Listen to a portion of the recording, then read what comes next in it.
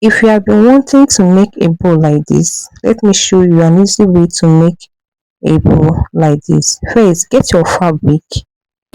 I use a fabric of length 29 and width 15. The length of this fabric is 29 inches by 15 inches width. Then I have to fold the width into two.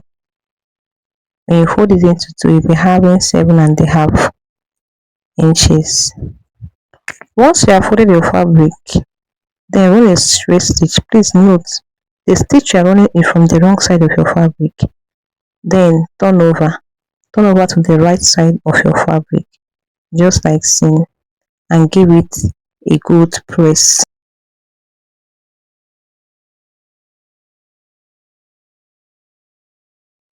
After pressing it, it should come out looking this neat.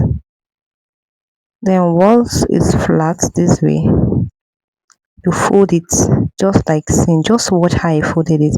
Fold it to get to the midpoint and fold the other end like this. Then run a straight stitch to hold these two folds. Please run a straight stitch to hold the two folds together.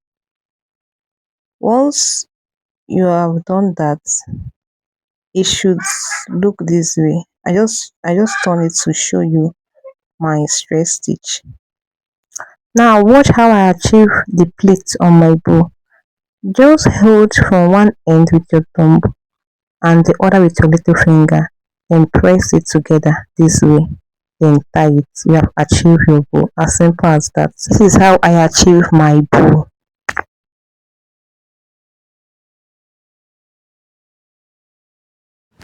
Now for the rope I used, I measured out length 32. It depends on how long you want your rope, by 3.5 inches on fold.